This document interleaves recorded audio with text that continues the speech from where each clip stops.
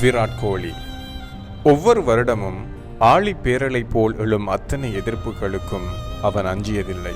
அண்மையில் T20 குழாமில் சேர்க்கக்கூடாது என்ற கோஷம். IPL வந்தால் RCB ஒரு கிண்ணமும் இதுவரை பெறவில்லை என்ற காரணத்திற்காக ஓரங்கட்டப்படும் நிலை. இக்கட்டான நிலையில் அணியை மீட்க போராடினாலும் மெல்லமாக விளையாடி அரைச்சதம் சதங்களை பெறுவதற்காக சுயநலமாக ஆடுகிறார் என்ற கதைகள். களத்தின் உள்ளே தனக்கு பிடித்தாற்போல் கிரிக்கெட்டை ரசித்து விளையாடினாலும் ஆக்ரோஷமும் அக்ரஸிவும் நிறைந்தவர் என்ற பேச்சுக்கள். இப்படி எண்ணற்ற எதிர்ப்புகள் விராட் கோலிக்கு புதிதானதல்ல.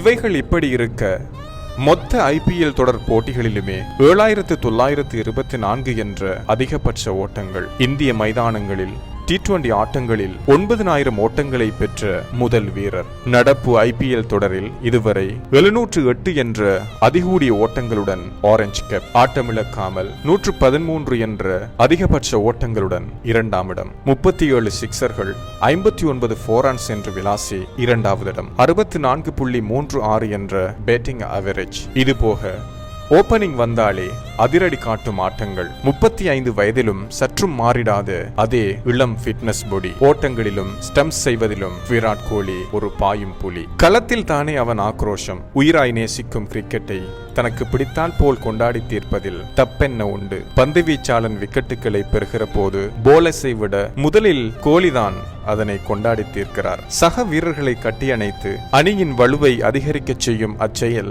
உங்களுக்கு அக்ரஸிவ் என்றால் எங்கள் பார்வையில் அதனை அளவு கடந்த அன்பு என்கின்றோம். அழுக்கு கதைகளுக்கும் எதிர்ப்புகளுக்கும் அஞ்சிடாமல் அவன் பயணம் குதிரையை போல் ஓடிக்கொண்டேதான் இருக்கிறது.